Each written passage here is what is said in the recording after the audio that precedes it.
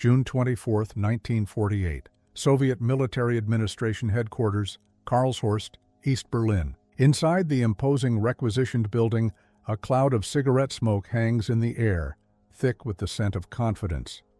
Marshal Vasily Sokolovsky, Supreme Commander of the Soviet Group of Forces in Germany, reviews the final reports. The dispatches from checkpoints across the Soviet occupation zone are all the same. The Iron Ring is complete. Every road, every railway, every canal leading from the western zones of Germany into the western sectors of Berlin is now sealed.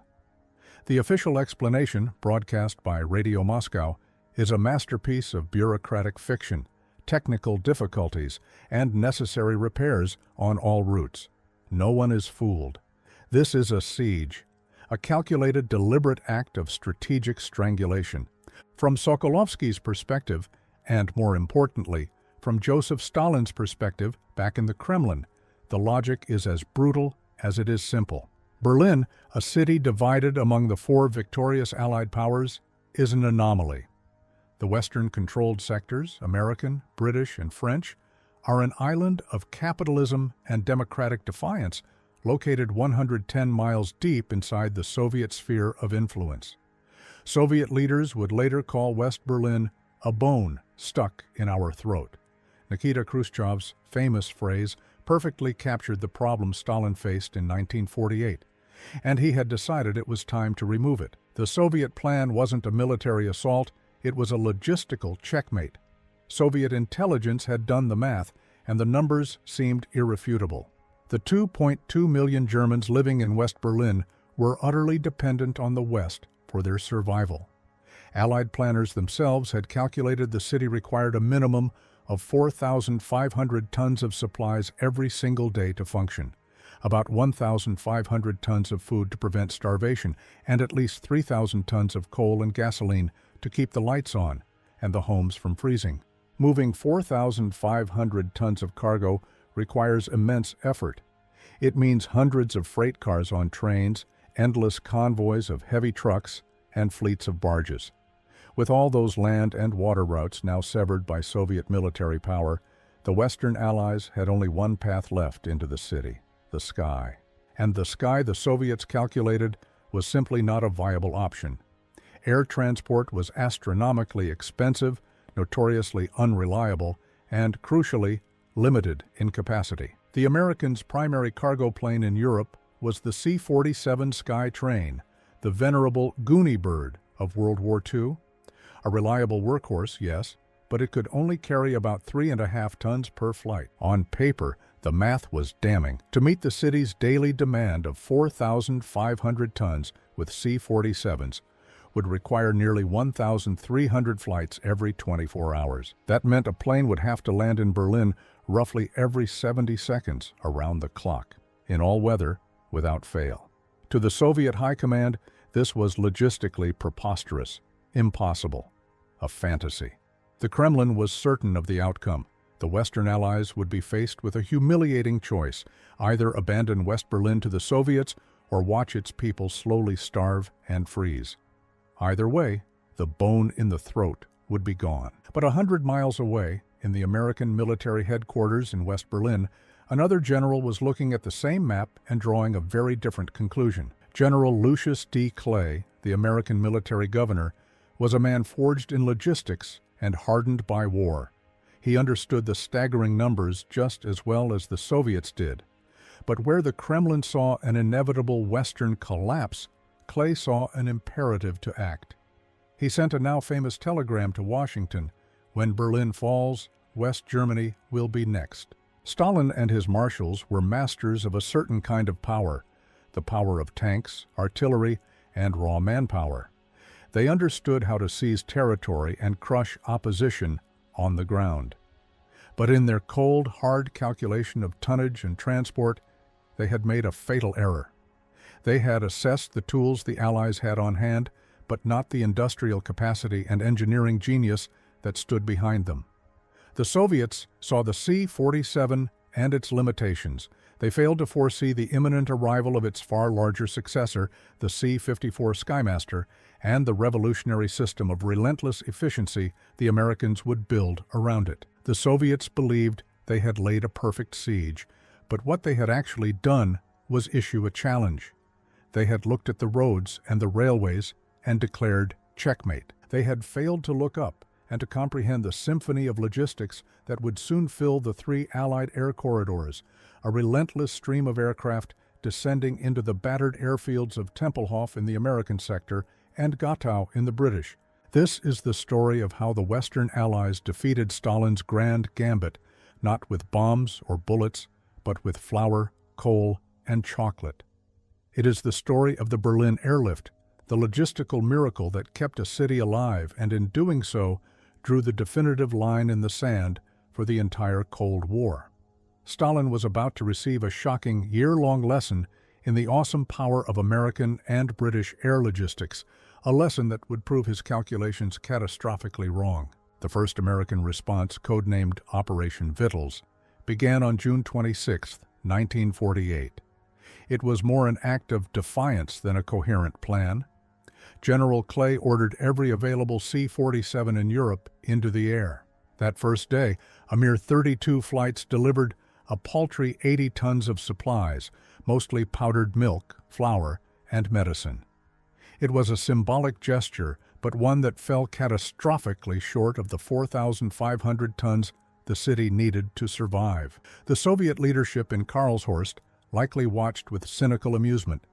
This was exactly what they had predicted, a feeble, unsustainable effort that would soon collapse under its own weight. For the first month, they appeared to be right. The operation was chaotic. Pilots flew exhausting hours with little coordination. The airfields were a mess of disorganized trucks and confused ground crews. Tonnage numbers fluctuated wildly, never coming close to the required daily minimum. The Soviets had calculated that the Allies couldn't do it, and for a few desperate weeks in July, it looked as though the Allies themselves were proving them correct. But back in Washington, the true scale of American industrial and military resolve was clicking into gear. The man tasked with transforming this chaotic defiance into a logistical masterpiece arrived in Germany on July 28th, U.S. Air Force Lieutenant General William H. Tunner. This was not his first impossible airlift. During World War II, Tunner had been the architect of the legendary Hump operation, flying supplies from India to China over the treacherous Himalayan mountains. Tunner didn't just fly planes, he built systems. He was a master of efficiency, a logistics visionary who saw an airlift not as a series of individual flights, but as a single, continuous, pulsing conveyor belt in the sky. When Tunner took command, he began a ruthless overhaul. His first and most crucial decision was to sideline the C-47. It was reliable, but it was a logistical dead end. The future of the airlift, he declared, was the four-engine C-54 Skymaster. The difference was staggering. Where the C-47 could haul 3.5 tons, the C-54 could carry nearly 10 tons. One C-54 flight was worth almost 3 C-47 flights. The order went out.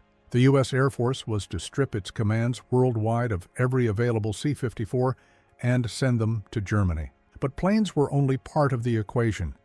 Tunner's true genius was in perfecting the flow. He treated the three 20-mile-wide air corridors into Berlin as a rigid, one-way system. The northern and southern corridors were for inbound flights only. The central corridor was exclusively for outbound. Within this framework, he enforced a brutalist efficiency. All planes flew at the same speed with assigned altitude blocks. For the final approach, controllers choreographed a straight-in, non-stop descent, with one plane landing every 3 minutes, like clockwork. If a pilot missed their landing window for any reason, weather, mechanical trouble, anything, they were not allowed to circle around. That would disrupt the entire chain. They were ordered to fly straight on through the central corridor and return to their base in West Germany with their cargo still on board. There were no second chances on the conveyor belt. His rules on the ground were even more draconian. Pilots were forbidden from leaving their cockpits. Mobile snack bars, driven by German women in jeeps, pulled up to the aircraft to hand pilots coffee and donuts while their planes were being serviced. The ground crews, a mix of Allied servicemen and now employed Berliners eager to save their own city, were trained to swarm each C-54 the moment its engines cut out. Tunner timed them with a stopwatch. His teams got so efficient they could unload 10 tons of cargo in under 20 minutes, allowing for a total turnaround time, from landing to takeoff, of just 30 minutes. The transformation was immediate and stunning. On August 12, 1948, the airlift had its first breakout day, delivering over 4,900 tons and smashing the daily minimum requirement for the first time. By the end of the month, this was the new normal. The Soviets' initial calculation, based on the C-47 and a disorganized system, had been rendered obsolete.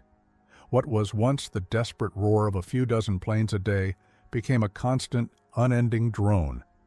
For the people of West Berlin, it was the sound of hope.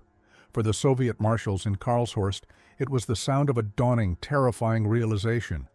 Their perfect, bloodless checkmate was unraveling.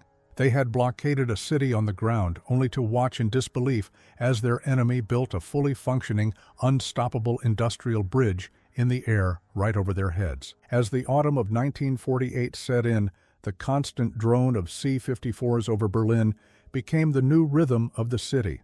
The initial Soviet confidence had curdled into a grim and frustrating stalemate. From their command posts, they tracked the endless procession of Allied aircraft, a visible, roaring testament to their strategic miscalculation. The blockade was failing, but escalating the situation was unthinkable. The 1945 agreements guaranteed the Western powers air access to Berlin. Firing on an American or British plane would be an unambiguous act of war, risking a conflict that not even Stalin was prepared to start. Trapped between a failing policy and the risk of Armageddon, the Soviets resorted to a campaign of aggressive but carefully non-lethal harassment. Soviet piston engine fighters, primarily Yakovlev and Lavochkin models, would suddenly appear out of the clouds. They would perform aggressive barrel rolls over the lumbering unarmed cargo planes or fly in tight formation just off their wingtips in a menacing game of aerial chicken. On the ground, anti-aircraft units staged live-fire exercises in or near the corridors, forcing Allied pilots to fly through a sky filled with flak bursts, carefully calibrated to intimidate. At night, powerful searchlights probed the landing approaches, while Soviet operators spoofed radio and navigation beacons trying to sow confusion. But none of it worked. Tunner's system was too robust. The Allied pilots were overwhelmingly veterans of World War II, many with hundreds of combat hours. Being buzzed by a yak, while unnerving, was a far cry from the skies over Schweinfurt or Normandy. They held their course, trusted their instruments, and kept flying. The harassment was a nuisance, a sign of Soviet desperation, but it never seriously threatened the airlift's operational capacity. While the Soviets were fighting a losing battle in the air, the Allies were winning a far more important one on the ground, the battle for hearts and minds. And it was being won, in part, with chocolate. U.S. Air Force pilot Gail Halvorson, seeing children gathered by the fences at Tempelhof, felt a pang of sympathy. On an impulse, he promised he'd drop candy for them on his next flight. He fashioned tiny parachutes from handkerchiefs and string, attached them to Hershey bars and gum, and the next day, as he approached the airfield, he rocked the wings of his C-54, his signal to the kids below, and dropped the candy.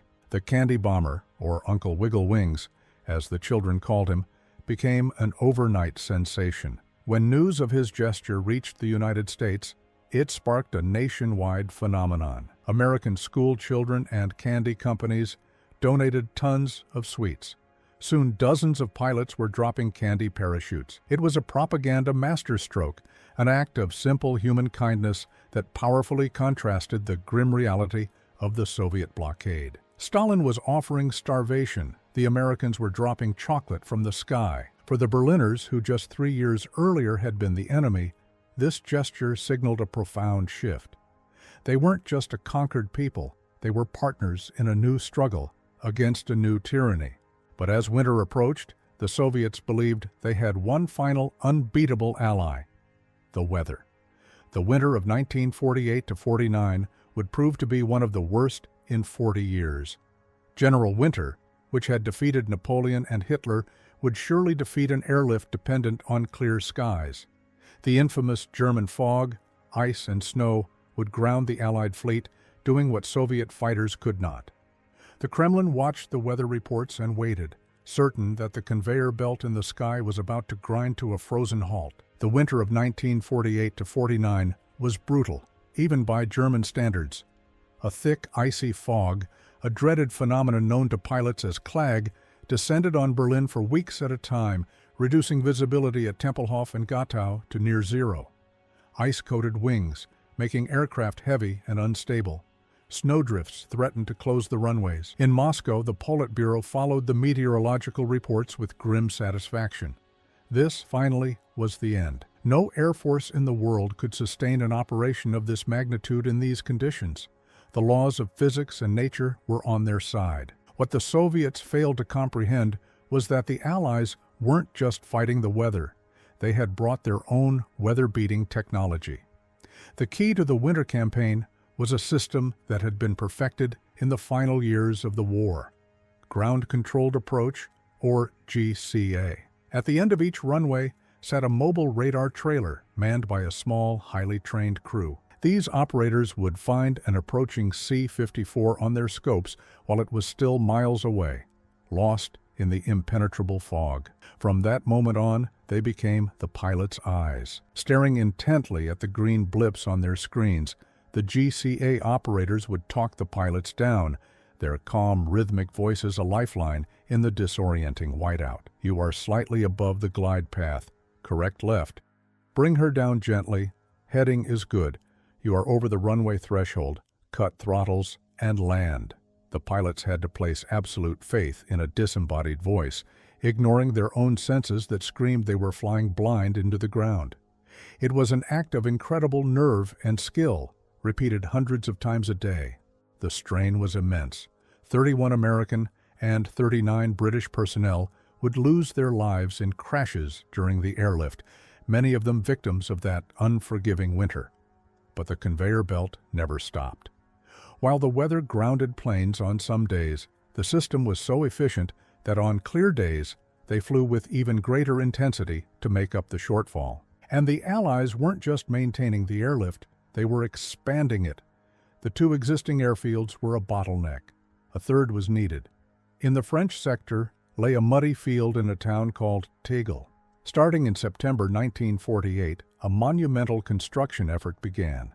A new runway, roughly 2,400 meters, or nearly 8,000 feet, long, was made operational in about 90 days, built largely from the rubble of Berlin's ruins by thousands of German volunteers. The city that Stalin was trying to starve was literally building its own lifeline out of its own destruction. By early 1949, the results were undeniable and, for the Soviets, utterly humiliating. Despite the worst winter in decades, the daily tonnage delivered to Berlin was not decreasing. It was increasing.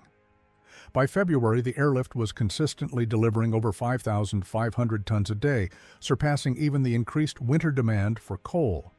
General Tunner, never satisfied, wanted to prove a point. He began planning a massive, one-day surge to demonstrate the airlift's maximum capacity, a logistical knockout punch.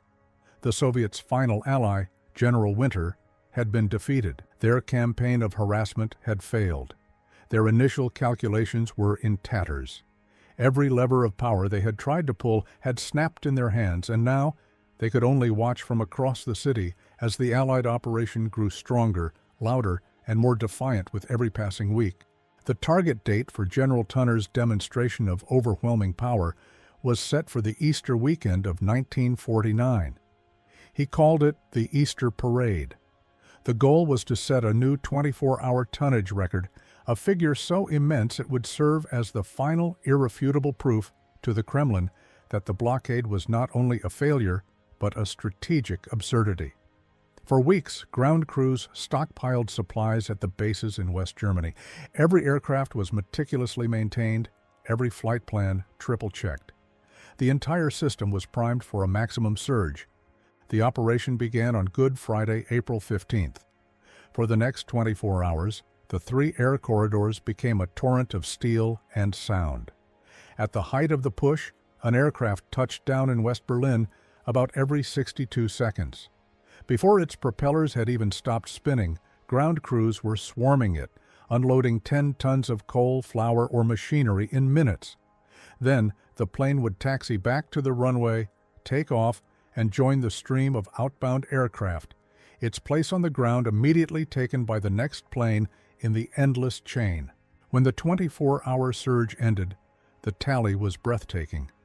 The Combined Airlift Task Force had flown 1,398 sorties and delivered a staggering 12,941 tons of cargo.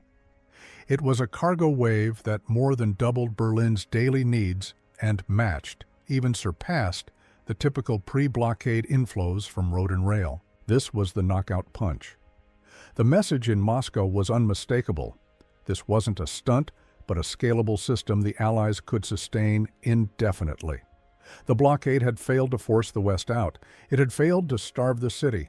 And politically, it was backfiring catastrophically.